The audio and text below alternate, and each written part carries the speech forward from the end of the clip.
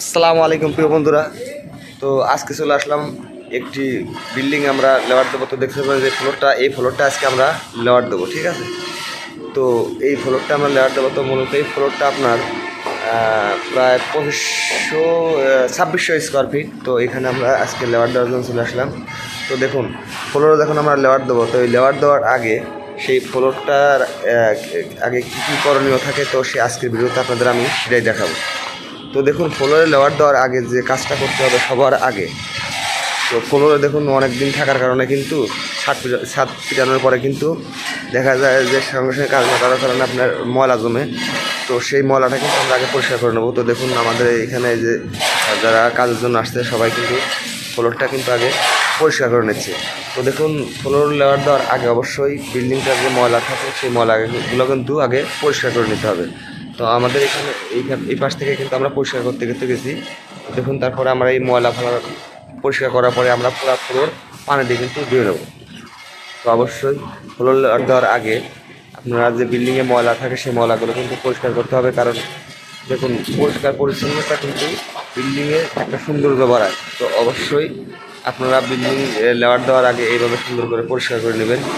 তো দেখুন এই পরিষ্কার করার পরে যে লেয়ার দেওয়ার যে কিছু বিষয়গুলো থাকে কী কী করতে হবে আমি আজকের ভিডিওতে আপনাদের সম্পূর্ণ দেখাবো।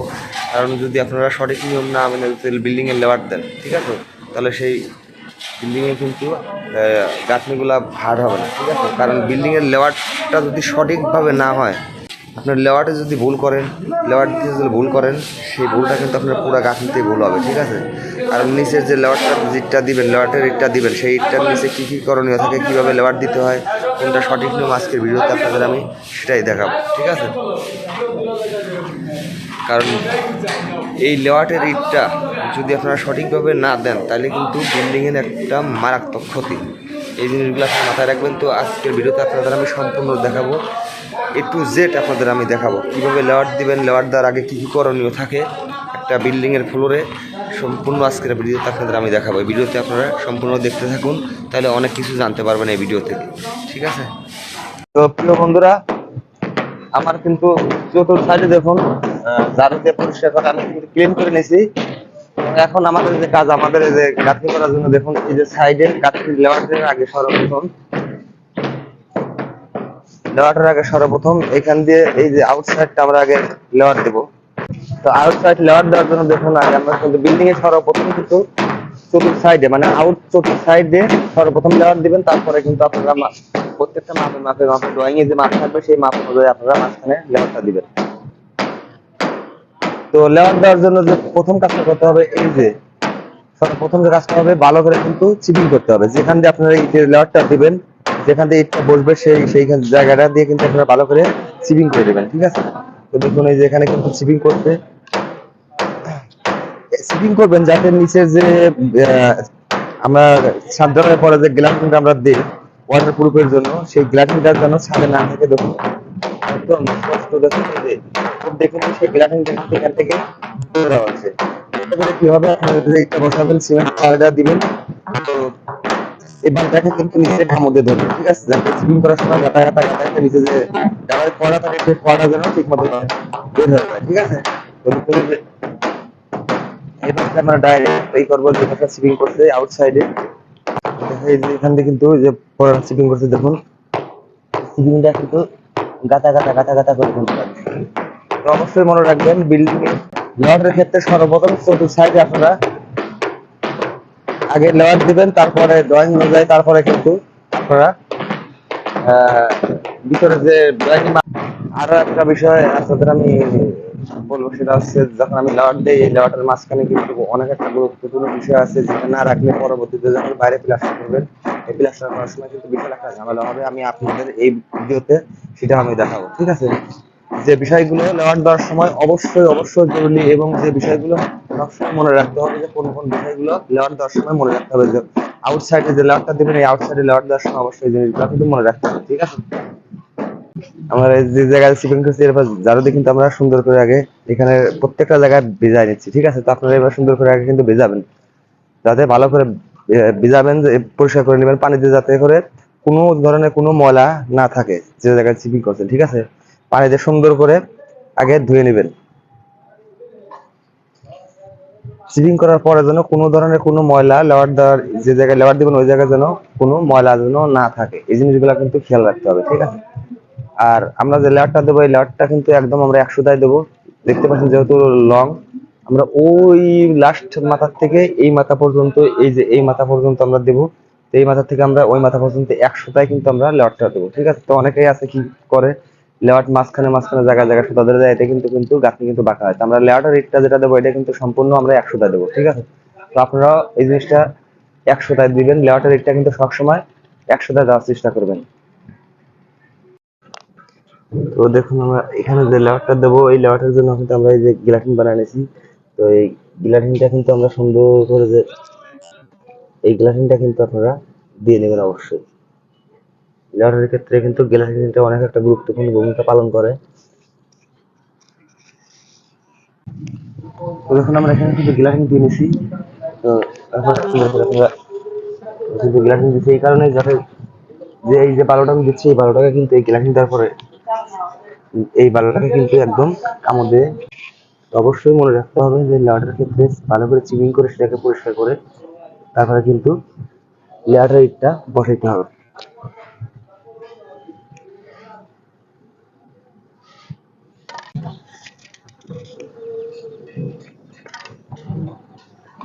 এই যে আমি দুইটা ইট যে দিচ্ছি, এই যে দুইটা ইট কেওড়া দিচ্ছি, এখন একটা ইট কিন্তু পরের যে ইটটা দেবো আমি, একটা ইটের উপর একটা জয়েন্ট কিন্তু একে কামড় দিয়ে আটকায় ধরবে।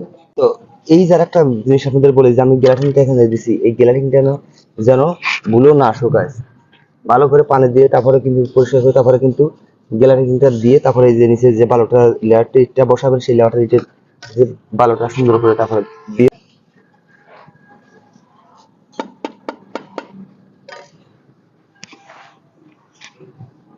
তো এখন যে গুরুত্বপূর্ণ বিষয়টা আমি বলবো, এই যে আমরা যে লেয়ারটার ইটটা দিচ্ছি লেয়ারটার ইটটাও কিন্তু বসাচ্ছি, তো এই লেয়ারটার ইটটা বসানোর ক্ষেত্রে আর একটা অনেকটা কিন্তু ভুল করে, সেই ভুলটা হচ্ছে, তো এই লেয়ারটার ইটটা বসানোর ক্ষেত্রে কিন্তু আরেকটা গুরুত্বপূর্ণ বিষয় আছে। সেই গুরুত্বপূর্ণ বিষয়টা হচ্ছে যে আমরা যে বাইরে যে যখন গাঁথনি শেষে কিন্তু বাইরে প্লাস্টার করতে হবে, তো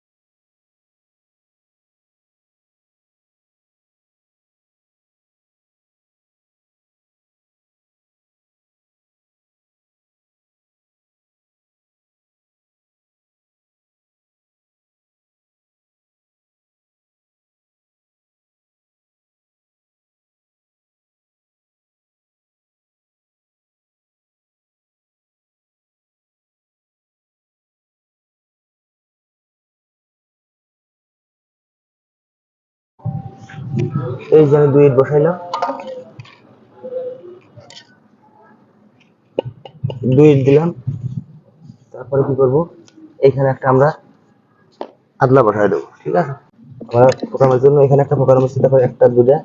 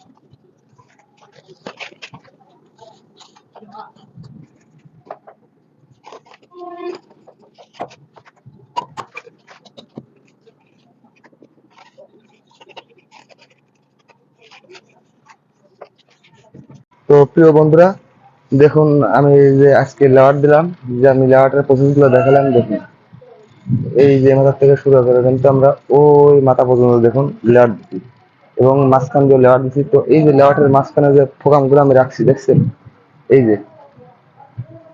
এই যে ফোকামগুলো রাখছি আমি, এই ফোকামগুলো হচ্ছে বাইরে যে আমরা মাসাল করব, তো সেই মাসালের জন্য রাখছি যাতে পরবর্তীতে আমার মাসাল দিতে কোনো ঝামেলা না হয়। কারণ ডগনার বার যখন আমরা ঢোকাবো মাসালের জন্য, তখন যদি এই ফোকামগুলো আমরা না রাখি, যদি না রাখি তাহলে সেক্ষেত্রে কি হবে, আমাদের পরে কিন্তু ছেনি হাতের দিয়ে কাটে কাটে কিন্তু সেই মাসালের দেওয়ার জন্য যে আমরা ডগনাগুলো ঢোকাবো, সেই ডগনার বাঁশগুলো কিন্তু কেটে কেটে ঢোকানো লাগবে। ঠিক আছে, তো আমরা সেই কষ্টটা আর করবো না, যার কারণে কিন্তু এগুলো রাখছি।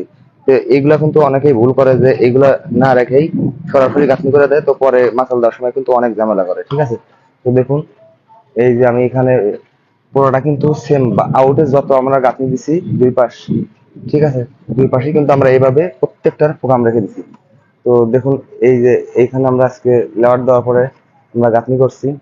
তো এই গাঁথনিটা তোলা হয়েছে মোটামুটি পুরোটা আপনার 15টা তোলা হয়েছে।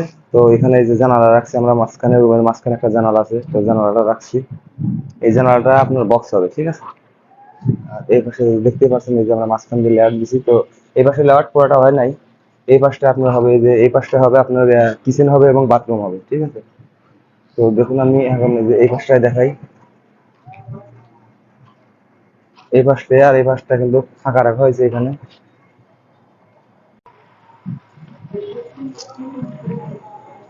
এই যে আমরা এখানে কিন্তু যে লেয়ারটা বাথরুম এবং কিচেনে, সেই লেয়ারটা কিন্তু আমরা দিয়ে দিছি। তো এখানে আমি এই পাশ থেকেও দেখাই, এই যে আমরা কিন্তু পুরোটা লেয়ারটা আজকে দিয়ে দিছি এবং ওই পাশটা তো আমরা লেয়ার দিতে পারি নাই, তো আমরা এই পাশটা লেয়ার দিয়ে দিছি। তো এইটা হচ্ছে আপনার আমি একটু আগে থেকে দেখে, এইটা হচ্ছে আপনার কিচেন। ঠিক আছে, এটা হচ্ছে কিচেন। তো আর এই পাশেরটা হচ্ছে একটা ছোট্ট একটা বেলকুনির মতো রাখা হয়েছে এটা, আর বেলকুনির সাথে এই পাশে একটা, এইটা হচ্ছে বাথরুম। তো এই বাথরুমটার মাপ আছে 7 feet by 4 feet, 7 feet by ভিতরে পড়ে 4 ফিট। আর এই বারান্দাটা রাখা হয়েছে আপনার 38 ইঞ্চি, আর এই পাশে যে কিচেনটা দেখতে পাচ্ছেন, এই কিচেনটা রাখা হয়েছে 4.5 ফিট। এই কিচেনটার মাপ হচ্ছে 7 ফিট বাই 4.5 ফিট। প্রত্যেকটা কিন্তু অ্যাকুরেট আছে, একইভাবে আমরা এটা রাখছি। ঠিক আছে, এ পাশেও তাই, ওই পাশে যে আছে যা ক্যাটাগরি সেম আমরা একই ক্যাটাগরিতে এটা রাখছি। আর এটা মূলত আপনার আপনার হচ্ছে ভাড়ার জন্য, কিন্তু এটা কিন্তু ফ্যামিলি থাকার জন্য না, শুধু ভাড়ার জন্য আমরা এই সিস্টেম করছি, বা এটা ড্রয়িং আছে যে সিস্টেম, ওই সিস্টেম আমরা করে দিচ্ছি। আর এই যে রুম গুলা দেখতে পাচ্ছেন, এই রুম গুলা আপনার আছে 12 বাই 16 কিন্তু। এখানে রুমের মাপটা আছে, ভাড়ার রুমের জন্য রাখা আছে 12 বাই 16 আমরা রাখছি, মানে আহ, পাতাল হচ্ছে লম্বা হচ্ছে 16 ফিট, আর পাতাল হচ্ছে আপনার 12 ফিট। আমরা এই রুমটার মাপ রাখছি। ঠিক আছে,